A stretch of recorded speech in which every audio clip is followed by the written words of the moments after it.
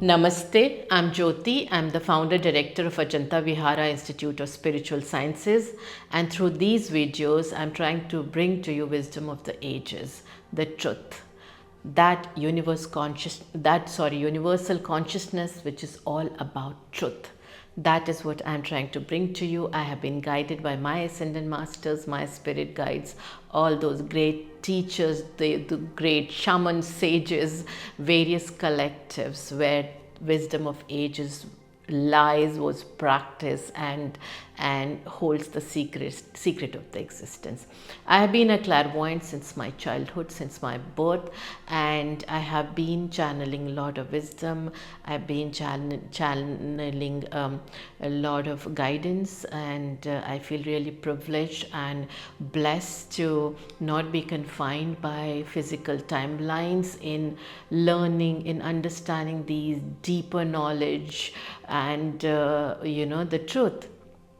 So just going to be sharing my insights about fifth dimensional consciousness.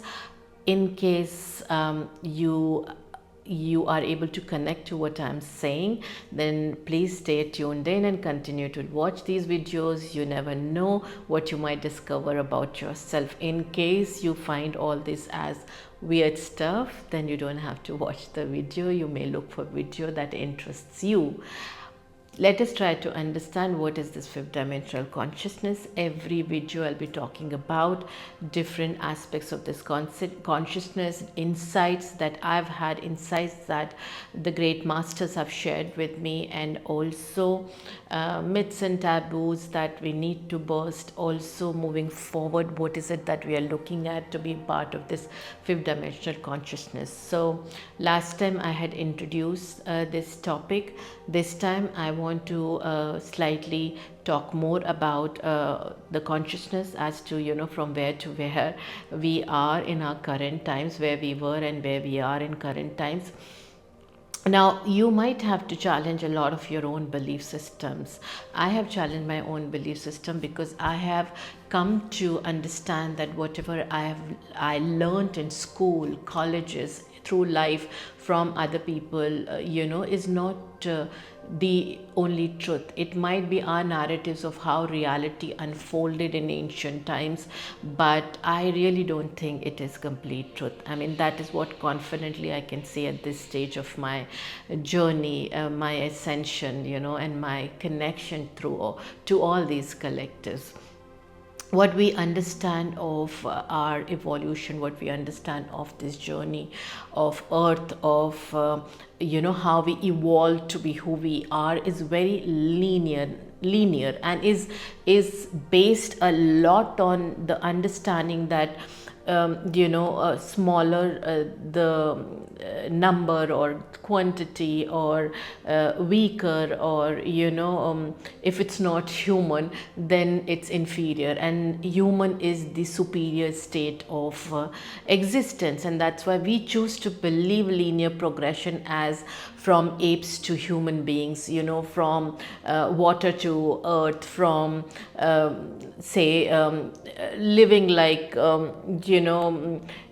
living in the caves, from being a caveman to now living in beautiful cities and excellent urban structures and good lifestyle. So for us, progression is how we were able to bring comfort to ourselves, how we were able to bring security for ourselves, how we were able to bring an identity in the material world for ourselves, how we were able to have power, how we were able to have control, and so our understanding of progression, of our understanding of reaching that superior stage of living existence is based on a lot of material parameters, you see. And that is the reason we choose to believe that human evolution has been a linear process, where we started small, we started inferior, and then we went to become superior, who we are today, and we are moving towards becoming more and more superior. I choose to not believe that, and as I said, that means this is my belief system, and I'm going to hold on to it based on my experiences and what has been shared with me. I choose to believe that evolution, our journey in this human life as human beings has been circular. It's not linear. It's not just from being an ape to being this human, or being a caveman to being this urban man, urban person, urban human being, letting go of the gender here. It is circular, which means we have had our highs and we have had our lows. It means that we have had, we have experienced loss of control, loss of power as human beings, as the species that we are, and we have also experienced the most powerful existence. So it is circular, and it's a never ending cycle. And that is why, if you were to understand Sanatan Dharma, and you were to understand, the practices that were there and what our scriptures carry, what is referred to as Hinduism today. But if you were to look into the ancient Vedic scriptures, you will realize that there is a mention of different eras. These are called as yug. Yug means era. We've had 4 major yugs. Now, if you understand era, you understand what these eras were. These eras were the eras of consciousness. It's not like that we had 4 arms, or you never know, we had or we had 20 arms, or we looked different, or it's not about the physical identity. It's not about the physical definition of lifestyle. It's not just a material existence. Like most of us refer, Satyug was, that the era of consciousness where truth was focused, and that's why it's called as era of truth. Was the time when gods used to be there, and now is the time that people are becoming monsters. We are all lying. We are so unhappy and so into our material reality. There are lies, there's suffering, let's try to understand what exactly. That's why it's called as Kali Yug, right? The yug that's ending, the yug of lies. Or the yug of darkness, actually. Kali means dark. Kal is the darkness, era of darkness. Now, if we were to look at these 4 eras, it's so beautifully explained if you were to go and read these scriptures and allow yourself beyond your ego that you're attached to. It says, I don't want to understand anything. I don't want to know anything. If you allow yourself to understand, you'll realize Satyug, era of truth, was all about high frequency existence, where people believed in truth, their own truth. People believed in truth that others brought to them. Focus was on truth, right? What is truth? Truth is all about love. Truth is all about what is unconditional love. Truth is all about how one can be in that state of unconditional love. Truth is all about what is the love for soul, what is the love for wisdom, what is the love for divinity, what is the love for divine, Now, divine, I don't mean that, you start telling me, you're talking about gods and goddesses. If you don't believe in it, it's okay. I am talking about consciousness. For me, everything is vibration, frequency, So please understand, the era of truth was all about that high consciousness. Do you know what is the frequency of truth? Truth is somewhere like what the truth that I'm talking about is like 1000 hertz frequency. That is a crown chakra, where you allow yourself detachment from your ego. You allow yourself detachment from your pain, from your suffering. You accept the universal truth, and universal truth is love. And love does not allow you to be in separation consciousness. Love helps you being in oneness consciousness. You do not feel yourself separate from other person, which means empathy is very high in this kind of consciousness. Compassion is there, empathy is there, love is there, forgiveness is there, gratitude is there. These are the energies with which this consciousness is built.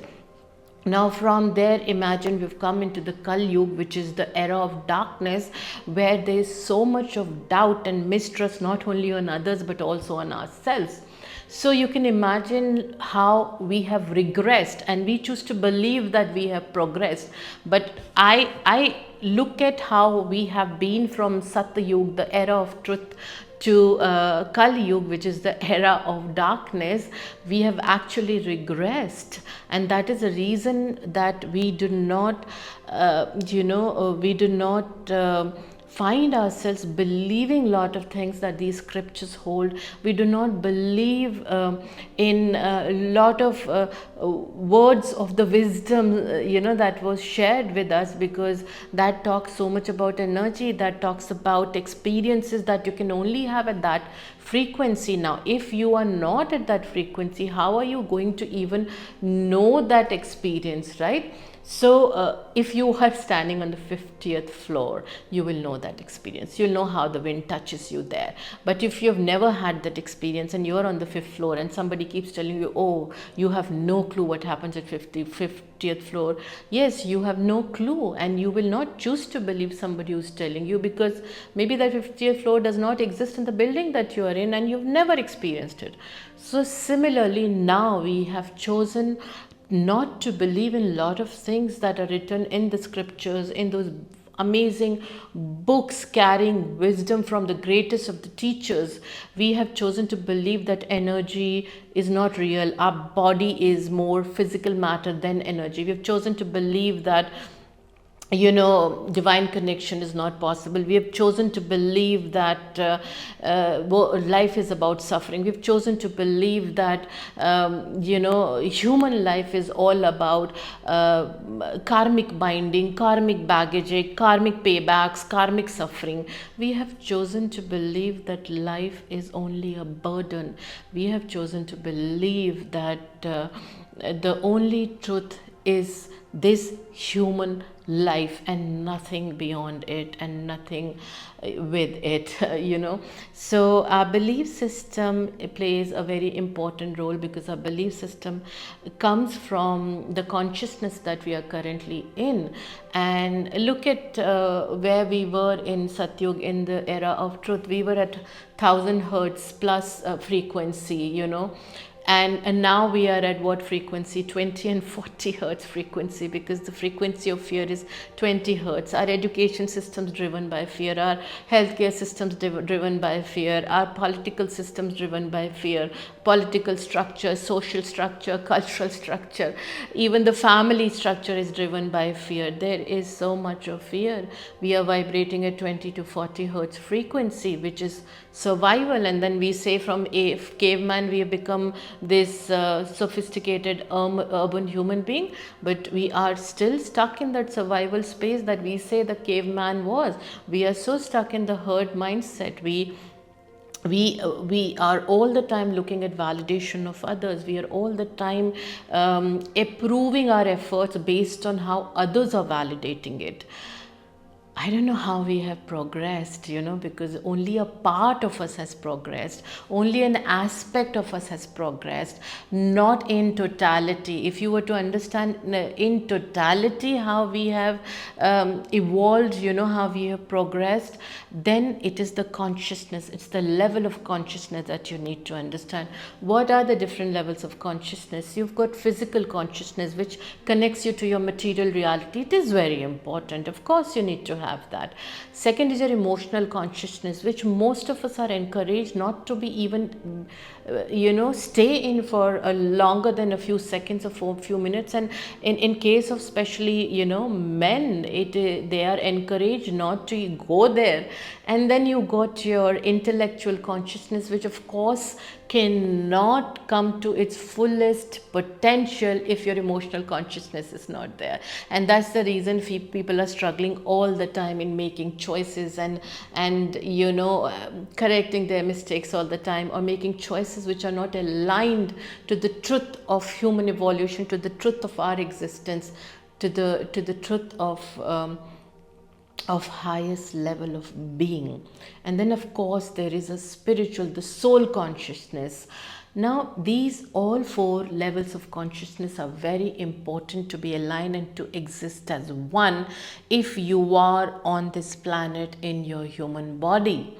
And if you're not able to align these and bring it at a certain frequency, then of course you're going to be where we are today. So there are aspects we need to be proud of, but there are aspects that we now need to really look into and ask ourselves, you know, am I really progressing or am I regressing? Have I regressed? And what is it that made that era of truth Satyug as Satyug? You know, start asking yourself question.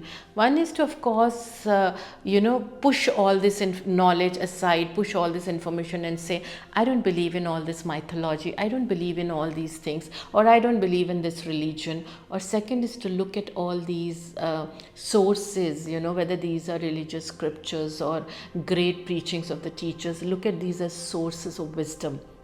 But that can only happen if you detach yourself from your ego.